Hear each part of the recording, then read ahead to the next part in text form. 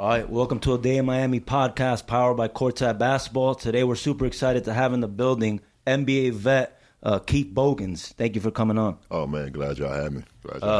We're with Mr. Besu. Bryant Besu's in the building as well. So just to start, born and raised in Washington, D.C., correct? No, let's get this right. I'm from Alexandria, Virginia. You're from Virginia, I'm okay. from Virginia, small city right outside of Washington, okay. D.C. But my whole career, basketball-wise, growing up was played in Washington, D.C. Okay, cool. DeMatha High School. Yep, 4 years. 4 years played for Morgan Wootten. Legend. Legend. Probably best 4 years of my life of learning basketball. So senior year, you guys finished number 3 in the country. Lost one game, McDonald's All-American. Right. Okay. Nice. What was your experience there? Was that your first exposure to that type of high-level basketball? Because I know DeMatha has been a powerhouse even to this day, and that area in Washington, D.C. produces some of the best, high school basketball players that ended up being pros. What was your experience at DeMatha? Well, it was funny how I got there. So I went to this little school called Little Langley out in Great Falls, Virginia, like McLean. And Greg Williams, who used to play at the University of Florida, his dad was a guy at a community center who saw me just playing with the older guys on a Sunday. And he came to me and asked for my phone number. I gave it to him. He met with my mom, and then they took me to this private school. I'm killing. Next thing I notice, older guy comes in, and gym is going crazy. I'm like, why is everybody going crazy? They're like, that's Morgan Wootten. So I still don't know who Morgan Wootten is, right? Like, who's this 65-year-old guy strutting through the gym? Everybody's trying to shake his hand, get an autograph. So finally I figure out, somebody's like, this is Morgan Wootten from DeMatha. He doesn't even come recruit guys. Right. He's coming to watch you play. Dang. I think we're playing Bullets. This is 8th grade going to 9th? This is 8th grade going into 9th grade. We play a game, and I basically put a show on. So I get offered a scholarship. End up going there 4 years. This guy gave me the best fundamental training I think that I could have had, and I'm thankful for that because most guys like to go between the legs, behind the back. Right. He called it hot dogging. Yeah. So if I went between the back or behind the legs, you come out. Sit out. You sit out. So can you give us a little more detail on the fundamentals? Because that's a lost art, I feel. Definitely. I mean, that's why, I like to stick around to coach. So, like I said, no behind the back, between the legs.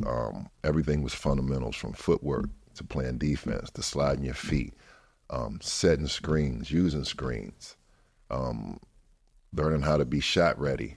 I mean, everything you could think of fundamentally wise. I didn't even really, if you look at my career, you probably never see me go between the legs or behind my back because that's not what I was programmed to do. Right. And then at DeMatha, were there any other guys on your team that ended up playing in the league? Oh, Joe Forte. Me and Joe Forte were two. One of my best friends growing up, he was a McDonald's All-American. We were the first two to ever make it. Two in the same team? Same team. Wow. And Morgan was our coach.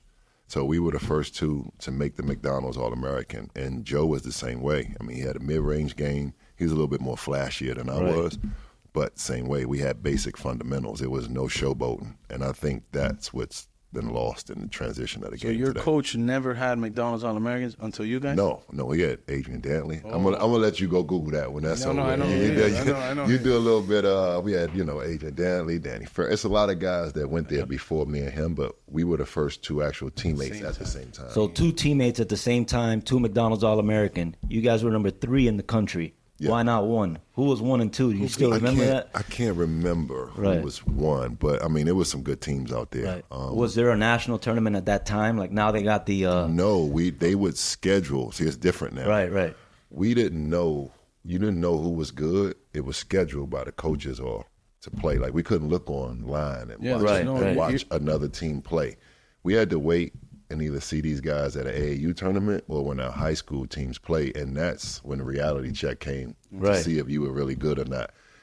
There were no highlight reels of another team. We couldn't look on YouTube. So that's what I wanted to ask. So you're before the social media era.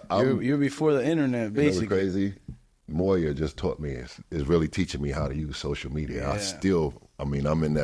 I'm the last, probably the age group that transitioned into it. So before now, 10-year-olds have highlight reels, right? You know what I'm saying? So you're before that. How did you, like you said, like how do you get to these places to see them? So I just had this conversation with, my guys that used to play, and it's flipped now because when we were playing, the guys who were actually good, we couldn't get our hands on the highlight reel.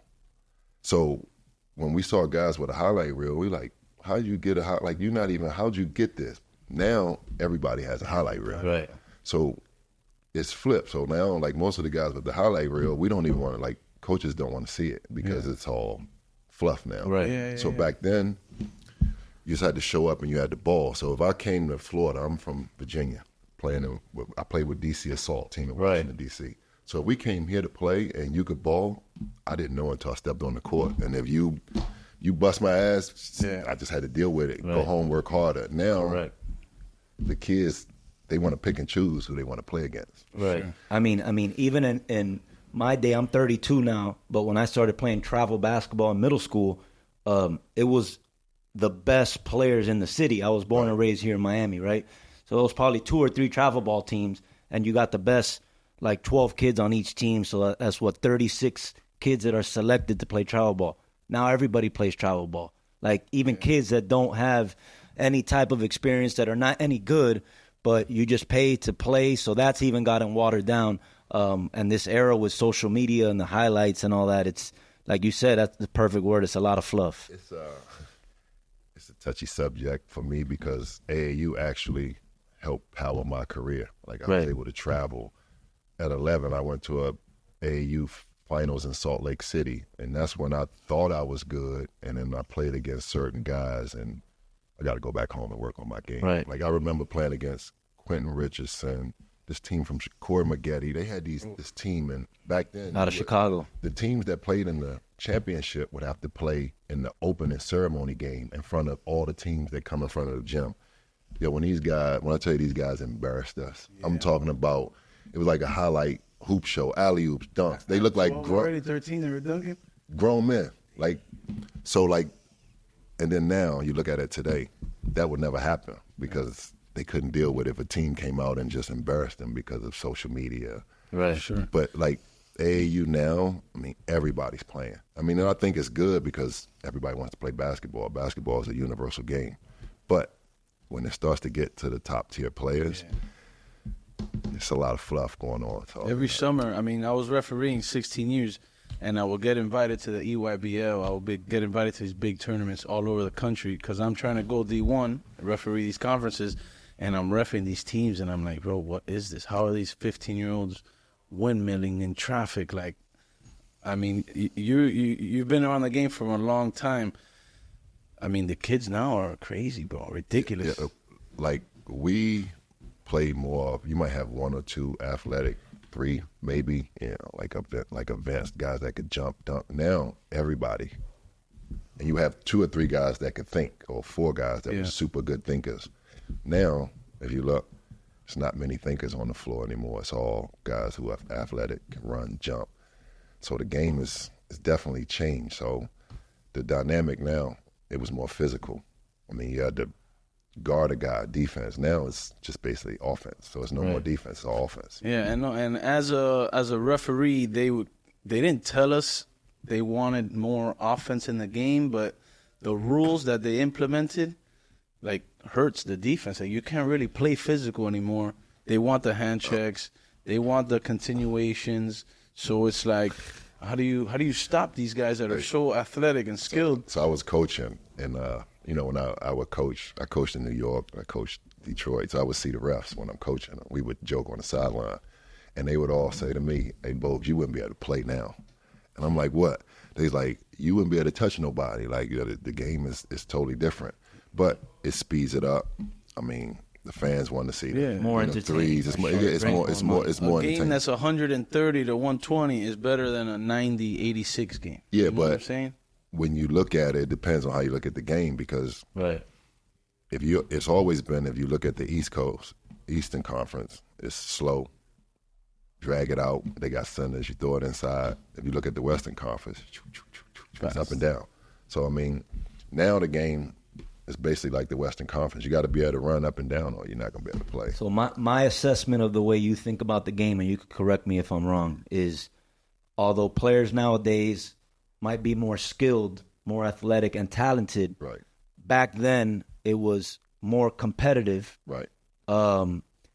better defense, and higher IQ. So we're going to go all the way back to what we talked about earlier. This starts back in AAU, back in school. So now, and another thing, when we were kids, we didn't have trainers. Now every kid has a trainer. So everything's focused on the individual skill development instead of team concepts. So now, like when we were kids, like on a Saturday or Sunday, we would get up and take out 5. And if I lived in Miami, like we would go to find outdoor courts, right? We'd take out 5 and we go hoop. And that's how we got better. So, and then our individual workout was going to the outdoor court in your neighborhood, shooting that ball, getting your own rebound. Right. That was our individual. So then when we played together, we all would play together. We would set screens. Right. Now I'm just in the gym with a trainer and some cones, right? I'm trying to work on my what they call it a bag. So everybody, let me tell you this on camera. I never had a bag. I played defense and shot jumpers, no bag, right? Yeah. So now everybody has a bag, right? So now if I'm working out with my trainer all these days, psychologically, I'm only thinking about showing my bag because that's what I've been worked on. I haven't worked on setting screen. I haven't worked on using the screen. I haven't even worked on passing. And that is the problem right now with the game. So now that translates to when you put 5 guys on the floor, and all these 5 different guys have had 5 different trainers. Mm-hmm. Like I always say, all right, if you're gonna train with your trainer, let's just all come in and let's work together at some point where we can all be on. But no, it doesn't work like that. So everybody has their own individual trainer, and then when you bring them together as a team, it's me, it's me, it's me, it's me. So not only that, not only from like a standpoint on the court, but then also when you look at the transfer portal, when you look at how much movement there is in the NBA, it's apparent that you've gotten a team game and you've turned it into a very individual type situation on and off the court. Where on the court you're more focused on your bag instead of the movement and like the IQ to me. And I coach high school basketball here in Miami. And although players are more talented and skilled, they don't know how to play, like the feel for the game. Because when you're training with a trainer individually, there's no feel, right? So like you could do all those moves. What happens when there's help, right? Like how are you able to make that read? I get by my man. There's help. Like what do I got, right? So I watched Rondo did a podcast like a few days ago, and of course he's one of the greats in the game. He says you train with a cone, and the cone don't move. Like, I train players now, and the fun part about it's another reason I stay in shape, so I can actually get out there on the floor and work with them, kind of move and show them. Like a cone isn't going to move. A cone ain't going to make a decision whether to jump in and help or not. The cone just going to stand there. So the training that happens now with the cone, and the kids premeditate the move. So I've seen kids come down instead of making me react, right? They already got a move pre-planned in their head, and I'm like, what are you doing? They already planned that they're going to make this move. And I'm like, that's not possible because I can, like, you have to react to my react. You have to make a move to how. If you bait them on something. Exactly. Like I come from a martial arts background. My dad and my brother, they used to be fighters, and they're always like, yo, the punching bag don't punch back. Right.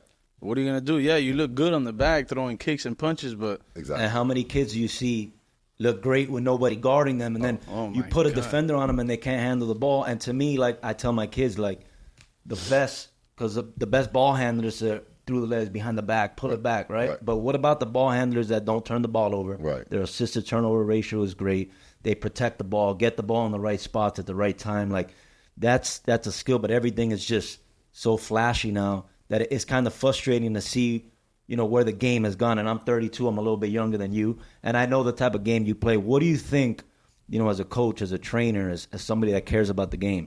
Obviously, there's some pros to today's game in terms of the talent that you do see and the games develop with the shooting and all that.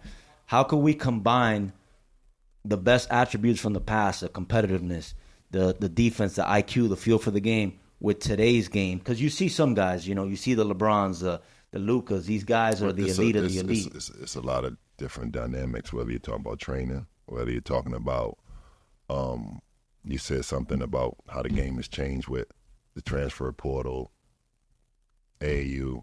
So if you have an AAU team and say you don't like the coach or your parents don't like the coach and you transfer, you're never going to really get good at playing with that team. That has done nothing but transferred to college now. Correct. So that whole mindset of a AAU player not wanting to play because he's not getting his way, you're doing the same thing in college now. Now, when you get to the NBA, it doesn't matter because now you're not up that line. You're not going to be able to transfer and go here and do it because you don't have the power of that anymore. So it's almost like it's setting up a play for something to go bad. Right. They haven't built the resilience of fighting through some adversity. You know, coaching and being around these kids from AAU, everything went right. So now you get to a level where things start to get challenging. Correct. Got a little bit of adversity going on. Right. They can't even handle adversity because everything has been going the right way. They've been babied. They've been fed. When we were growing up, if you didn't like who you were playing for, I mean, it was no other team to play for. It was no travel team. You had to play for the team in your neighborhood. Or you might be able to go across town and play for the other team, but there was no travel team. The travel team, we had a list that basically guys was waiting to get on. DC Assault, I mean, we were the first ones to go out and, me, DeMar Johnson, who else did we have? I mean, Nolan Richardson, Quinn, a lot of young kids came up through that program, but I mean, we would just have to go out and ball, and there was a waiting list. So if you won, it was only 2 or 3 teams to really play for now. It was a luxury to be on that squad. It was the best team to be on. I mean, all the hoopers were on this team. So you didn't want to leave. That was the competitiveness. To get on this team, that means I can hoop. Now I got to stay on this team. Correct. So it was only, and then back then, it was separated. It was a Nike team, an Adidas team. So you either play for the Nike team or you play for the Adidas team. No, now there's Under Armour. I think Puma and New Balance have their own circuits. So back to your story of your coach recruiting you as an 8th grader. Did you play right away as a freshman? Or since that team was so stacked, you had to work your way up? Fortunately, I stepped right in first freshman besides Adrian Dantley to have a start for DeMatha. Nice. What they call it, a 4-year letterman. I played varsity for 4 years, 9th through 12th grade. And I was blessed to even have my name up there with him to say I played for 4 years straight. I think I even started for 4 years straight. That's awesome, man. And that's what I respect about you, especially in today's age. You're rare, a dying breed in terms of you play 4 years at DeMatha, 4 years at Kentucky. Right? Kentucky Hall of Famer, but there's no transferring. There's no – because I'm sure you hit some adversity, but you stayed through it. So this is the craziest story. The people who were there with me at Kentucky could tell you this. Number 1 player in the country. Coming out of high school, McDonald's All-American, get to Kentucky, Tubby Smith comes in, tells me all these good things. I get there. First 5 games, he don't even start me, right? So George Felton, the guy that recruited me, comes. I'm like, I'm transferring. So I remember sitting in his office, and I don't think a kid could deal with this right now because of the NIL and everything. Right. He looked at me and said, son, you can pack up and leave. This program was here before you, and it's going to go on with or without you. I remember going back to my room in Kentucky, sitting in the dorm, scratching my head. And this one you had to sit out. So there's no transfer portal. So if I transfer, I don't care where I go, I got to sit. And I love basketball. There's no way I'm sitting. Right. So I went home and sat on my thoughts. Right? Yeah. Wake up the next morning, tell him I ain't going nowhere. So 5 games that went by. That following 6th game, he started me on Saturday. Never came out. Then I think I'm going pro after my sophomore. One and done. Yeah, no. Sophomore year. It was after my junior year. Was that a thing back in the days? It was very rare, right? No, that was rare. That was still rare. So after I think my junior year, I think I'm going pro. Right? So I go and me and Joe, I think Joe is going pro at one and done. So I think now at this point, so we go talk to Morgan at Summer League. Morgan Wootten, my coach. He tells me, Joe ready now. You're not ready to go back to school. Looked at him like he was crazy. Once again, go back home, go back to school. And Joe gets drafted, goes on to the NBA. And that's how, so then I go back. Junior year, I have the worst season of my, I'm talking about they bringing me off the bench. I can't even score because I'm more focused on trying to get to the NBA than worrying about my college career. And then came back and had the best senior year of my life. So why did you pick Kentucky? If you were a McDonald's All-American, you had every school after you, right? Always been a Kentucky fan. Yeah? Since I was young. DeMatha, if you know, is not even 3 miles University of Maryland. And I remember when Gary Williams was there. Yeah. I forget the ball black guy coach used to coach. Will Dickerson? I think his name. He came to me and was like, "Yo, we ain't even gonna waste our time. Do it. Should we recruit you?" I said, "Man, this is a mile away, and I gotta get out of my environment. I gotta get away." And then Kentucky. Once I saw Tubby coming to the gym, we had an open gym. First, Dean Smith walked in. Right. I mean, I've never had that, obviously, but that must be impressive. Like, yo, listen. So Dean, I'll never forget that we practicing after open gym and hot gym at DeMatha. And you know, kids are competitive. I'm young. So I see Dean Smith come in with the famous, UNC that vest, that little dress sweater come in. I'm like, that's Dean Smith. And then Morgan's like, yeah, he's here to see Joe. My confidence, I'm like, here to see Joe. Right? I would say about 2 minutes later, Tubby Smith walk in. He's like, he here to see you. I'm like, oh, lighten up. And that's when I knew it. That's when I knew it got real, because we had Tubby Smith and Dean Smith in the gym watching us play. And your coach would put you guys opposite teams to go at it? We either be on the same team or we'd be opposite. Yeah. We would either play opposites or the same, but most of the time we played together, so we would be on the same team. So your senior year at Kentucky, your last college basketball game, and to center the topic, the reason I bring it up, we are in Miami, so I want to ask you about that experience. Man. You lost to D-Wade, correct, at Marquette? Man, so the day before, the game before that, we were playing Kurt Penny in Wisconsin, so I sprained my ankle, get a high ankle sprain. Right. They tell me I can't play.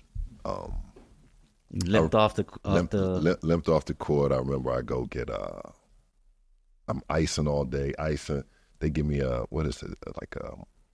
steroids. They give me something. What you're taking? I forget. Same thing you're on right now, right? No. So they give me. I forget what. I think was it. I don't know. Was it Toradol? I don't know what it was, but it numb, right? So, in D-Wade, I remember him balling, but not balling like he balled this particular night. And it's no way I can even try to keep up with him because I'm limping. I can't. So I can't even guard him. Yeah. When I tell you. But that probably was a dream matchup. You're like, yo, I'm gonna stop this guy. Well, he was underrated. I feel at that point, right? He was on the radar, but that game, he got a triple double against us. That was the Elite Eight? That was I wasn't even paying D-Wade any attention until I basically was on the court and I was watching this dude, and he dominated. Like, that's one. It reminded me of an AAU moment when you matched up against somebody, but you didn't really know how good they were until you matched up with him. So did you know at that moment, and obviously you can't predict what he ended up being, one of the best, shooting guards of all time, but did you see something in him? Because I basically, we were in the same draft. Right. And I played against him basically my whole career. And, he was one of those guys that you had to go to sleep early against. You knew he was going to get his buckets. You knew the plays they were going to run from him, but he was just so good, so crafty. He could jump. He could shoot. He had a mid-range game. The guy, I'll take my hat off. He's one of the best. So many good players. You got to be careful on podcasts. But out of the top guys that I had to guard, he's got to be top 5.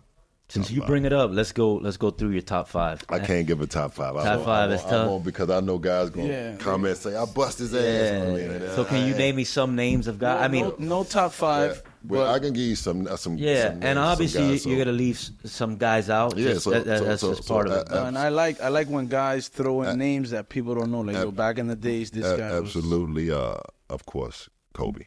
Kobe's. I've never guarded a guy who had a counter.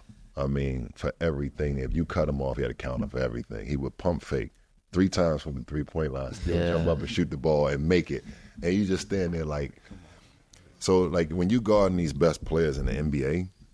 The coach comes up with a game plan because you're a ref and you know this. Yeah. So you gotta try to guard him, and the ref is going to be lenient because he's the superstar. So it is what it is. So you have to stick to the game plan. I would tell my teammates all the time, I'm gonna do my job. My job is to get him to where my help is supposed to come, and then that. So guarding him, of course, we just talked about D-Wade, Paul Pierce. Paul Pierce was tough. He looked slow, but he used his body that first step. Him and Joe Johnson and Melo. Yeah. Those are three guys that were big. They could bang. They could post up. And they had a spot. They all played from the elbow. Right. They like to play from the Melo from the mid-range, like low post, and Joe and Paul like the elbow. And you were a physical defender as well. Were those guys that it didn't really phase them, like that physicality? No. You can't speed them up or slow them down. They played like some guys I could try to get into you, make speed you up. Those guys, they going same pace. And for context, for the viewers that maybe aren't as in tune, like, For every team you played on, especially the Bulls during those days where you guys were one of the top teams in the league, like you were the dude that will shut down the other team's best player, or at least you had that assignment. I'm not saying I wouldn't say shut down, but I did. But you're the guy to guard them, right? You got paid to slow these guys down, right? That was try. To try. I mean, like, hey, go back then. Like Kobe's averaging 30. Try to get him to 24. But he was that elite defender, elite level defender. But like, how do you train? Like, you know how there's cone work for offense. Like, what do you do for defense? Like, I know you got to study tape. I always say defense. You got to have heart to play defense. You got to have the dog in you. Mentally, it doesn't go in the stat sheet. Only your teammates and your coach gonna really know, unless you like diving on the floor and the fans like notice you as a hustle guy.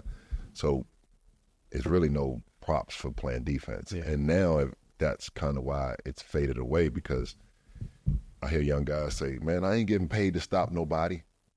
So that's their mindset. Yeah. They're not getting paid to stop a guy. So with me, you're still the same regular training. You get shots up. But I learned when I played, if I can guard the best player on the floor and make a shot, coach can't take me out of the game. Right. So I wasn't scared of getting embarrassed. I'm playing in the NBA. I'm going to get crossed over. I'm going to get dunked on.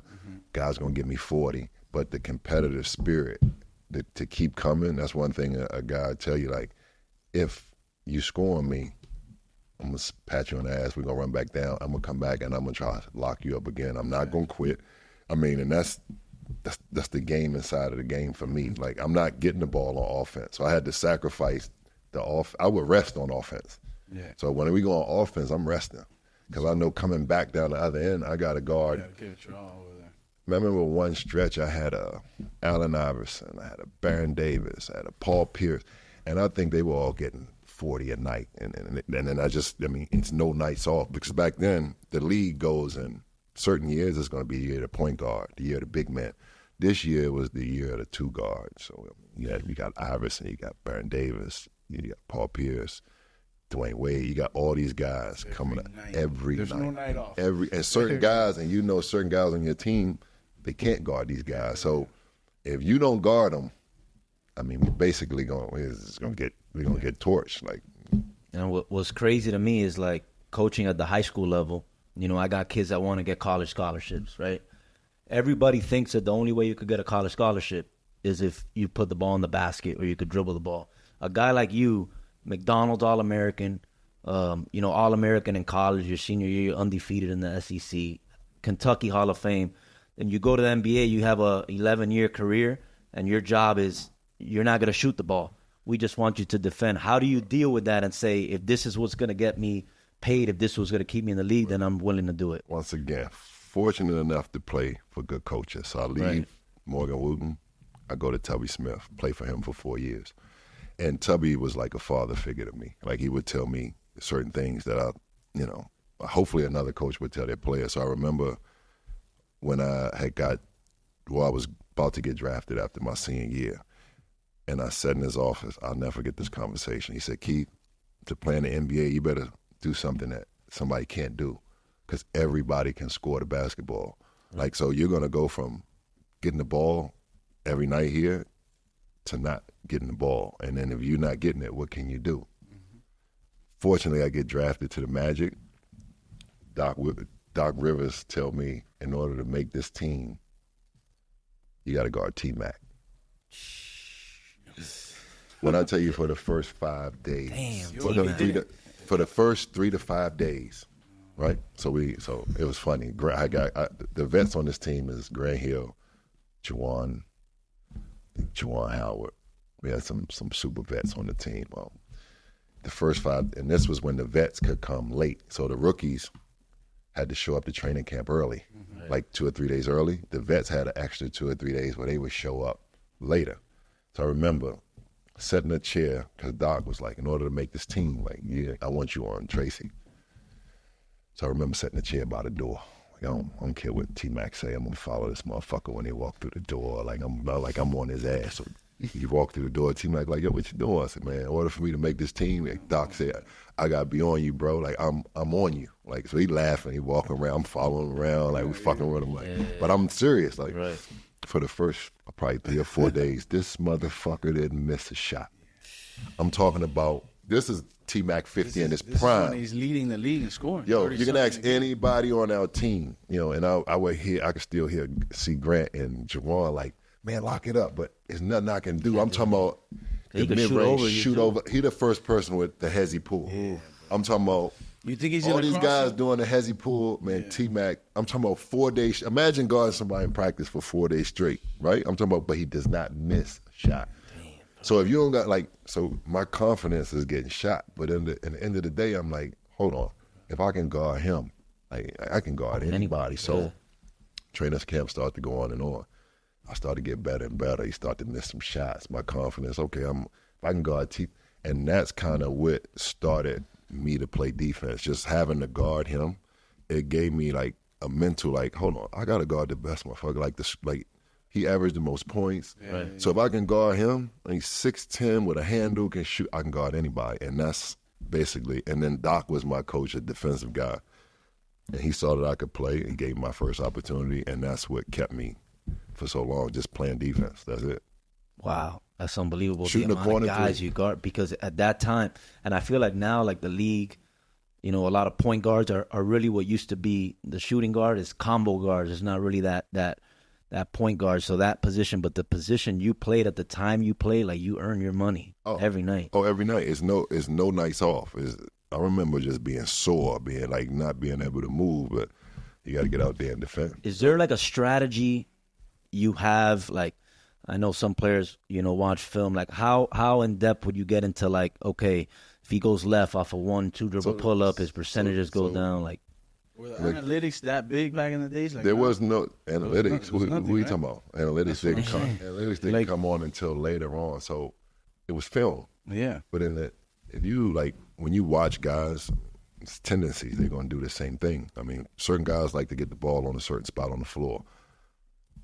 If you know, guarding guys, I would know where they like. So, if you was the film guy, I would come to you, say, give me some clips of so-and-so, few clips in transition.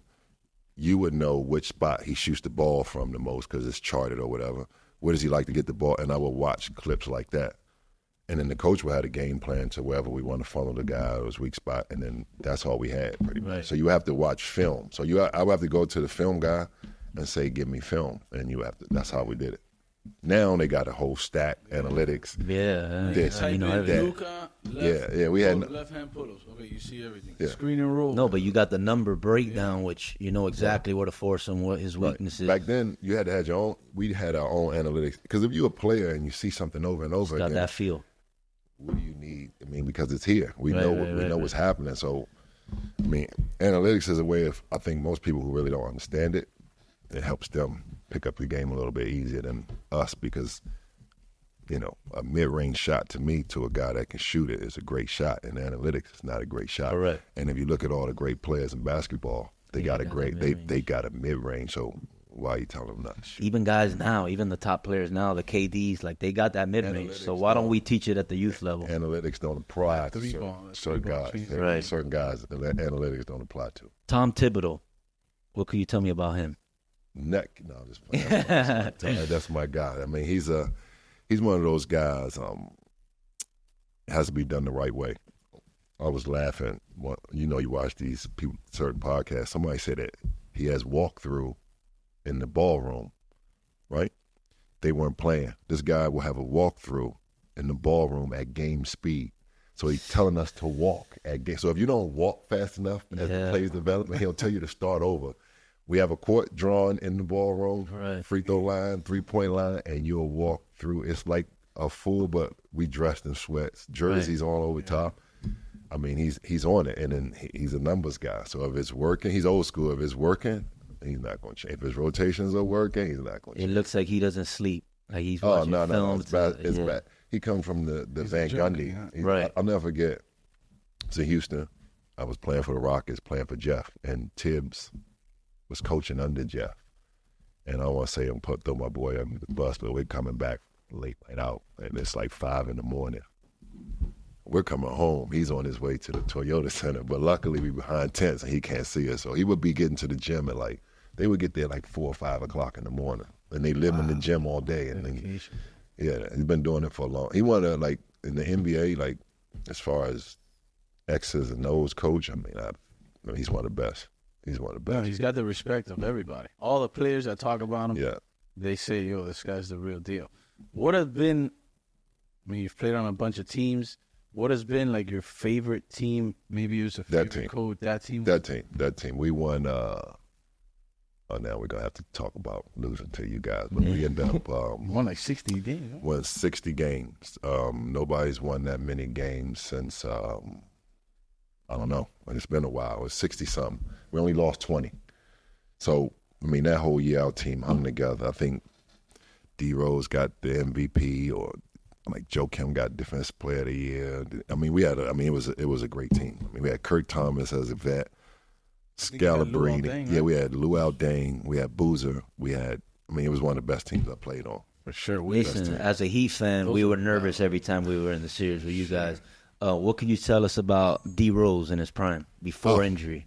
You had to cover him in practice, right? No, I was on his team. I was on. Fortunately, I was a starter, but that guy in his prime. It's just. I tell the guys go back and look at the tape. This guy never got hurt. I was just amazed, and I laugh with him all the time when I see him. Just to have a front seat to watch the explosiveness, the heart, the hustle. If you had any other guy represent Chicago, he was the perfect guy. The perfect guy. From there. Perfect guy. From there. The whole Chicago attitude, what it represents. He was it. Tough-minded. Go hard, no quit. Now, I've seen guys actually, I don't want to say no names, that were scared of him. And I was on their team when we had to play. So when I became his teammate and I saw, we call it the dog. He had a dog in him. No quit. All fight. Man, I'll go to war with him any day. Any day. Listen. Y'all know this is my first podcast I've ever done. Oh, yeah? Appreciate it. I swear to God. Listen. For real? So, you taping me right now. I know I'm on tape right now. You got to be careful. I've never done a podcast because most people ask questions that really shouldn't be answered. Right. So as long as we're talking hoops and sports, I'm cool. But other than that, this is my first one. I've never done a podcast. Bro, So listen, I man. got to get some footage of this to put on my social media because this is the first podcast. This is my first one. We'll do collaboration posts on all of them. So Okay. we'll get some nice clips. Got you. Show you how they're edited and stuff. Got you. And I see you fully embrace the Miami culture, drinking the Cuban coffee, man. This all came about through Courtside Basketball League, which I'm the owner of, and Besu's involvement is huge in it as well. But you moving to Miami, we got connected through Carlos Arroyo, and you play in the league. But just the community that we have, and I know you don't have a ton of people, here in Miami, but the community and everybody in the league loves you. Just your energy you bring out there, and I could tell you just having a good time just playing ball, and you're appreciative for everything basketball did for you. So welcome to Miami, first of all. I'm glad to be here. Yeah. And once again, that's like I told you, this is my first podcast I've been in, and this is the first league I've played in because I think we had leagues in Orlando. I lived in Orlando, but Seen Jay Will playing. And yeah, Jay Will, but I never Some played. pro I amateurs. never You played. never I never played. So I know Los loves to play. Yeah. He'll never stop playing, Right. and he still doesn't get tired to this. I'll play 3 or 4 games and I quit. He's gonna Right. play all fucking day. Yeah. He won't quit. So he's like, yo, I got this league to play in. So I'm thinking we're about to show up to some bullshit league or whatever. So I walk in. I'm like, damn, I like the little gym. I like how small it. First of all, at my age, I don't want to run Right, full court. right. So, Big ass so court. when I seen that little court, I'm like, oh, this is perfect. This is perfect. And then the first day I played, just the, from the guys that work at the gym, seeing y'all there, just the love y'all show, and I love to play basketball. And then it's safe. Guys are having fun. I mean, nobody take it personal. And Right. And I asked all the guys I play against, how old are you? They're like 21, 20. I'm like, Yeah. You my son age. Like, but like I said, playing basketball is like, it's my happy place. Therapy. So to get out there and whether we win, lose, or draw, I mean, it's my therapy. Like, and I'm having fun. And I see other guys and they asking me questions about playing or when I played, and that's always fun too. So. One thing that I notice about you as I'm reffing, and I go just because my dad is the old guy that's right next to the table. Oh, that's your pop. That's my pops. He goes to every single game, learning everything, showing love. Right. But one thing I notice about you, you always got a smile on your face. Like, some guys go there with like, yo, I got something to prove. Like, nobody's gonna beat me. You know, and that's another thing about playing in leagues. When you're a former player, no matter what, when you step out on that court, you're gonna get. Right. You're going to get the best. Even if you don't want to play. Somebody's trying to beat you. And you got to have in your mind that you're there to have fun. It's never going to get personal. You see the guys talk and we have fun, and I'm not going to let it get personal because if you're there to prove something, I'll have nothing to prove. I'm there to have fun. So I always remind the guys, like, man, let's just have fun. Like, it ain't, if you want to go at me, but I'm going to go back at you. and I'm not going back down. I've seen you're playing D. How old are you now? I'll be 44 in 2 weeks. 44. 44. And he's playing D. I saw him play D against the big guys, the guards. Like, you're there. Yeah, man, it's just the competitive nature. Like I said, that like you see me smile because once a week I know I get to go hoop and have some fun and be around a good group of guys. Even Pop walk in, he shake my hand. He like, let's have some fun tonight. I mean, just little stuff like that. That's what we've tried.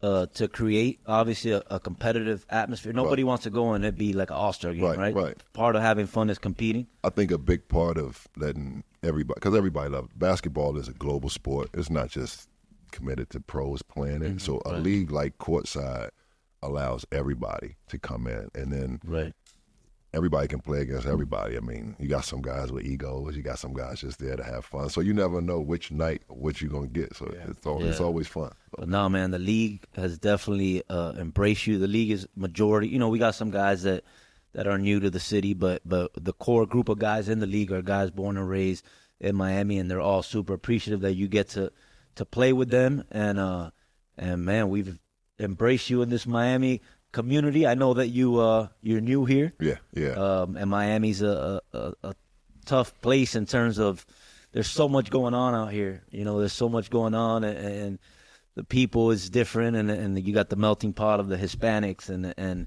everybody just mixed in. So it could be hard to find that type of community. But no, I've learned that basketball brings everybody together. Right. So just doing what I love to do brought me around you guys. Yeah. Correct. That little brown piece of pigskin. Yeah. What brought me, here having this interview right now. So, I mean, it's a great. I mean, I love Miami. I mean, I've always liked it. And when I say I live in Miami, like people think party. Right. I'm thinking more working out, more eating healthy, more sun, Good weather. basketball. Yeah. Like that's Miami to me. I mean, good. I mean, best Latin food you can find. Right. Best weather you can find. For sure. You name it, it's here. How's your Spanish? Poquito. That's good. But yeah, man, you never played for the Heat. You never.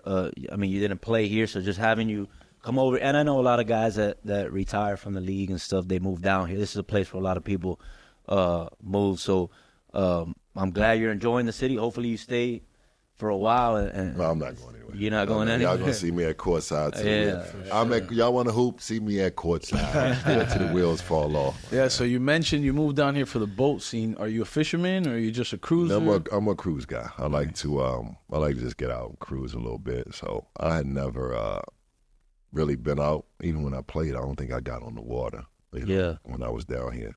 And in Orlando, we got lakes. So I was on the lake. Everybody in Orlando know I'll be on the lake.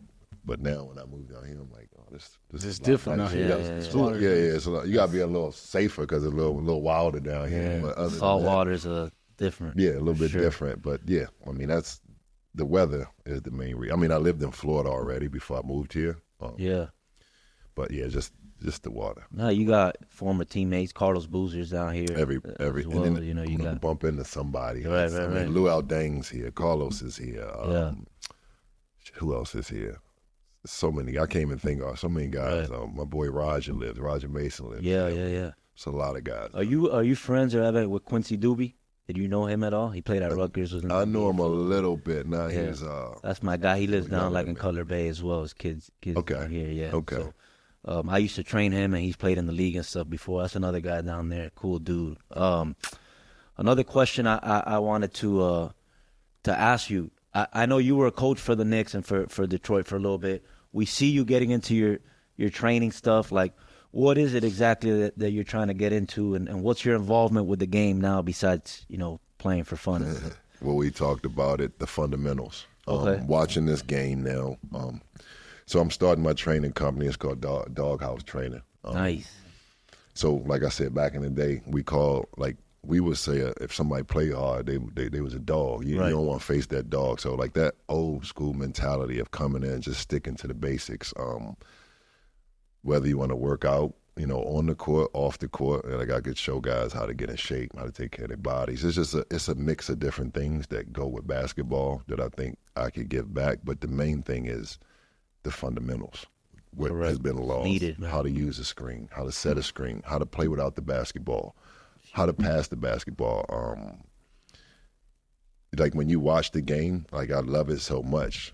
I kind of see what is missing and what needs to be given back. So that makes it a lot easier for me. So are you focused on like high school or no? I'm training from little ones all the way up to the pros. Do you want to have like your own AAU program, or you're just training? I'm just training. Once you get AAU, you have the parents and they want the yeah. I mean, I time, think now you got to more interview the parents than the kids. Right. I mean, it ain't about. I mean, so I don't want to.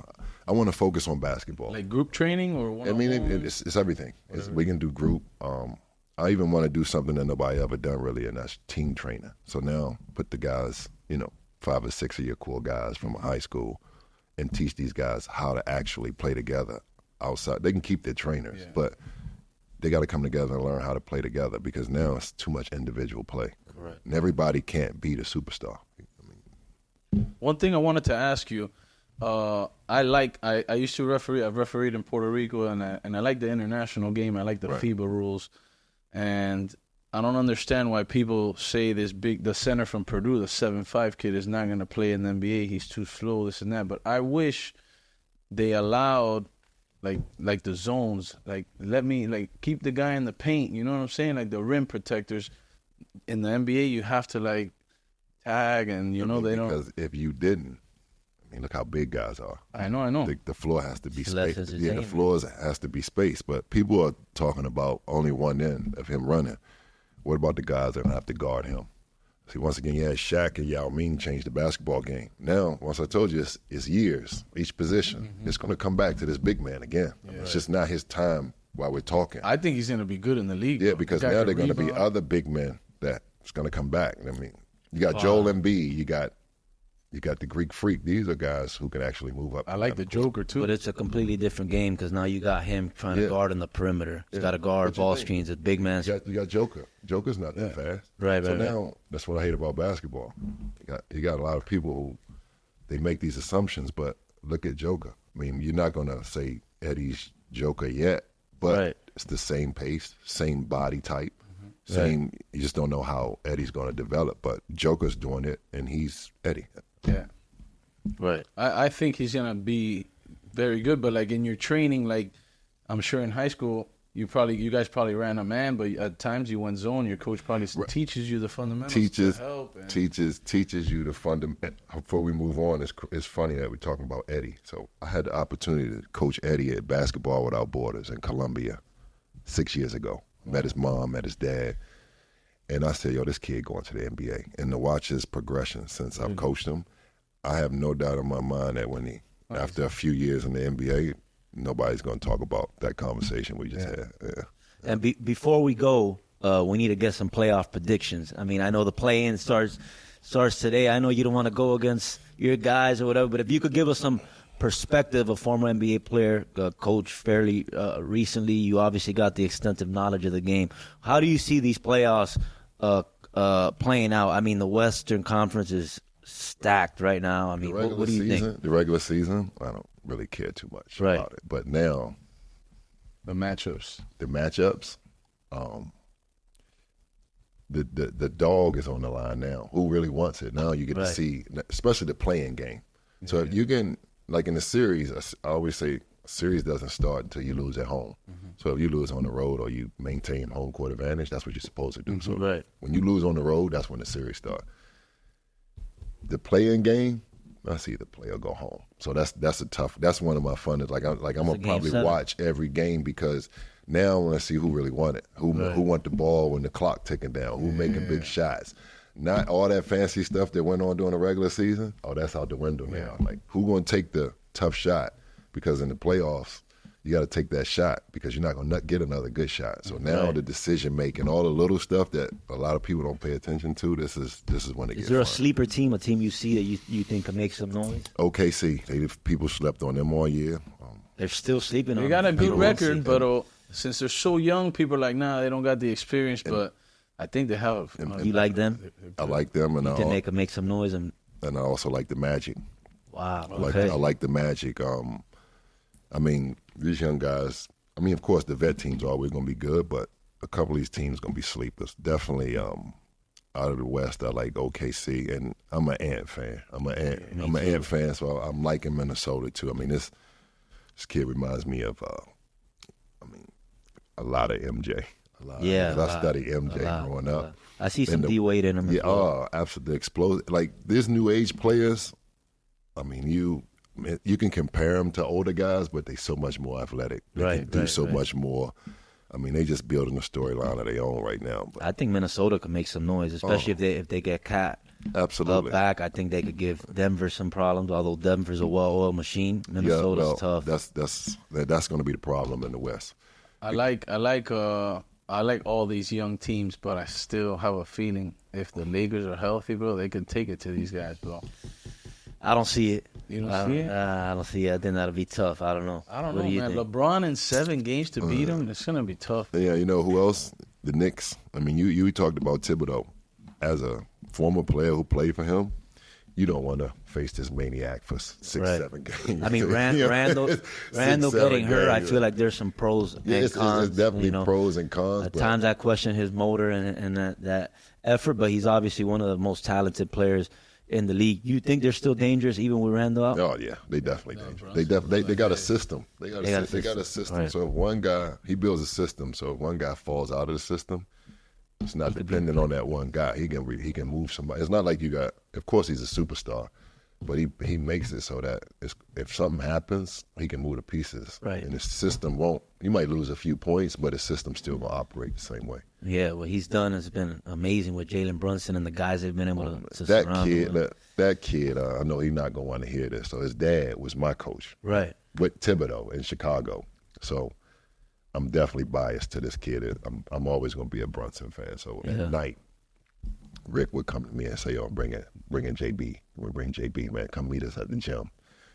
So we'll come back, and Rick will laugh when he hear. Even Jaylen will laugh when he hear this. He would come back, and then I wouldn't let him score. Like I'm talking about, he would turn red, start. I'm talking about making faces, and me and his dad laughing, and then How old was he at this time? 10, 12?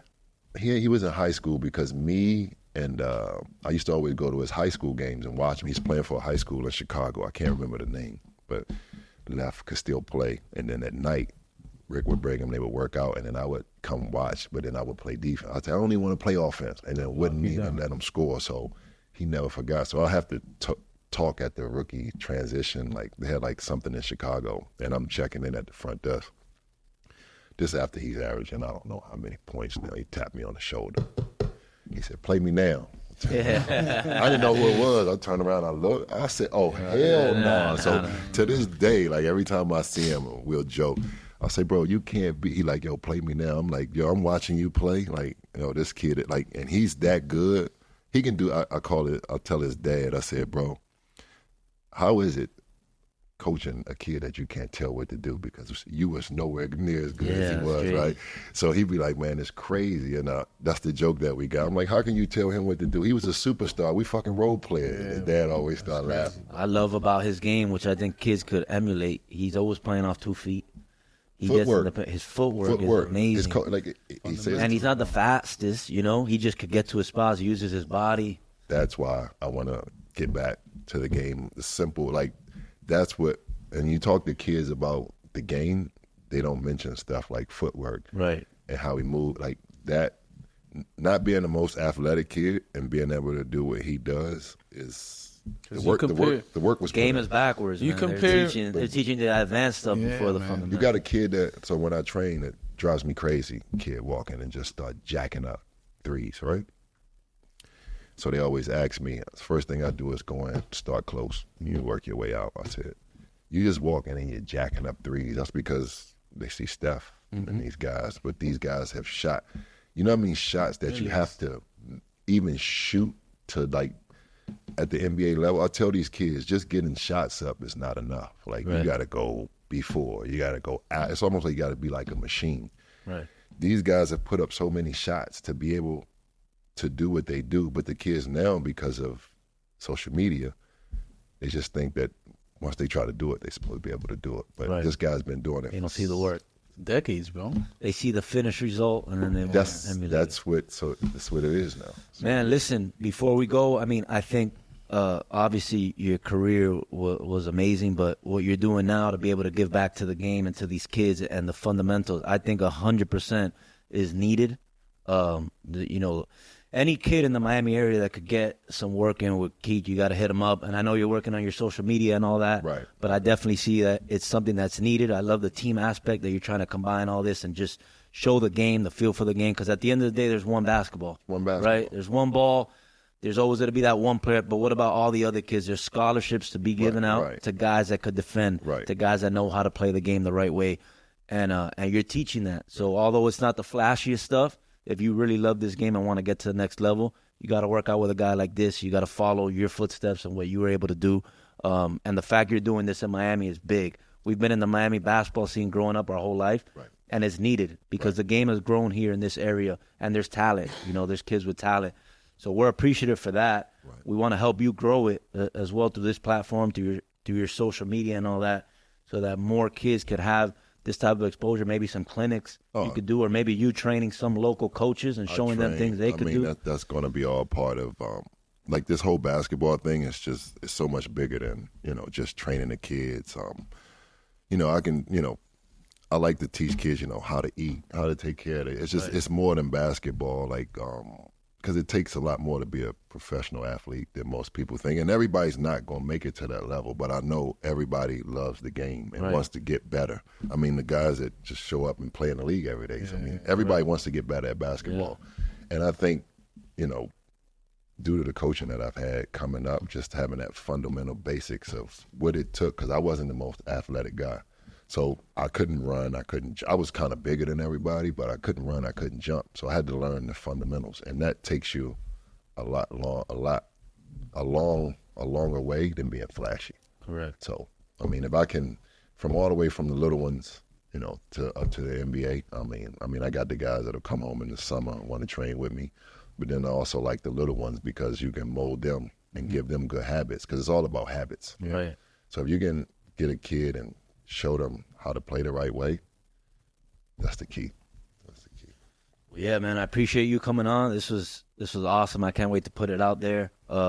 Thank you for everything you do for the game. Anything you want to say? Yeah, man. So how can everyone reach you? Like, what is your social media? How can they follow you? And right now it's Bogey 10. But we got the website coming. Okay. Like I said, it's going to be called Doghouse Training. You'll be able to, hit the website, set up a session.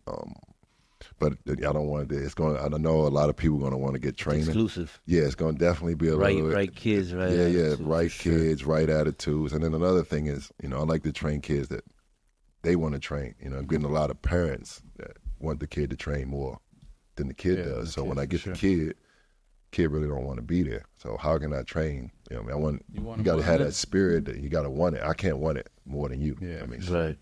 That's the key. For sure, 100%. And then the last question I got, what you're on some type of steroids, some special juice or something? So because you're turning 44. I'll be 44. And you're built like, what's the secret to staying in this type of shape? I'm sure he mentioned routine, all that stuff. I've seen a bunch of guys retire, get out of shape. Some of the guys we saw. I see you in the some gym. of the guys. When you play, I've played for I think 12, 13 different teams. So that means I've had 12, 13 different trainers. Right. Right. So I didn't like every trainer or every nutritionist that I had, but I took something from each of them, and I basically combined my own little thing that I like to do. So I don't really pick up weights. I do workouts that you can basically use your own body weight, push-ups, pull-ups, like the perfect push-ups. And then every day I'm going to do about 20 minutes. I'm either going to run a mile or I'm going to do 20, 30 minutes of cardio. Daily. Every day. Daily. It could be a Sunday. I'll try to take one day off. Right. But just think about it. We all focus on everything else but taking care of the most important thing, right. and that's our body. So to me, my body is the most important thing to me that is actually mine. A car isn't mine. House isn't mine, really. I mean, you're going to give it up when you're gone. But what I think I put the most into it is my body. So how about your nutrition? You eat good? Yeah, that's the secret. I can't give you too much. I mean, if you want to train with me, then I can give you those secrets. We need but a full package. But he eats the Cuban food. He says so. That's the secret right there. Yeah, you gotta eat it. But I've learned, we're all different. Yeah. Right. So what my body likes, I can't give you the same. Like I can figure out what you like, but we all got all different body types. You're gonna have to train a little different. You're not gonna be able to do the same exact thing that I did, but you're going to eat different, but you just got to learn what you like. And then that's what I've learned with this training thing. I'll train you and get to learn. Like if you're shooting and training with me and I'm hanging with you, I get to learn what you like. Yeah. And then I can give you recommendations of what you should do. It's up to you whether you do it or not. So it's a personalized program. It's not one size fits all. No, never one. I was a It's teacher never one for 10 size. years, and I'll have 30 kids in a class. Everybody's different. So everybody's going to learn different. Everybody's going to be receptive to the way you teach. Some people got different eating habits, so they're going to, it takes time. Like I can give you a questionnaire to fill out, but until I'm like hanging around you and watching you, you'll never really know. So it's like the eating is the hardest part. Yeah. Everybody say you can get up and go work out, but when you're sitting by yourself and you get hungry, and it's a bag of chips and you ain't got no fruit, right? Uber Eats. That makes people. That makes it. I mean, we can have a little talk off camera, but it's just a little. It gets. Now you figured out the formula that worked for you, and you stayed in shape, which is man. I refed him in Cancun a few months ago, and bro, some of those guys were out of shape, bro. I mean, it's hard. I mean, it's easy to 2 weeks. No, it takes 2 months probably to really get in shape. It takes a week to get out of shape. And once you get out, I mean, different lifestyle. People got stuff going on with. No matter what's happening with me, like I said, either playing basketball or getting a workout in. I'm gonna go probably some days I'll take a couple days off depending on if I'm busy or not. But that's what makes me feel good. It's almost like I don't want to. It's almost like I don't want to use this term like an alcoholic who needs a drink. Right. To me, I'm not like, that's not me. My body's asking to go get a workout because that's what I've trained my mind to do, is to go into the gym. And I know once I work out, I'll feel better. And I just kept that mindset since, thanks to one of my teammates, Bo Outlaw. It started with a Monday. He was, Bo, you got to work out Monday, Wednesday, Friday. And then it started there, and then I just kept it going, and then I never stopped. Awesome, man. Well, yeah, man, we appreciate you coming on. Yep. Got to do it again sometime, but welcome to Miami. Thanks for having me. Bro. By the next time we come on, we're gonna do a whole podcast in Spanish. Hey, listen, let's do it. And if anybody out there can help me, man, I'll take some lessons. All right, thank you, man. Anytime, bro. Anytime. Thanks for having me. I got to get that footage, man. That's my first official.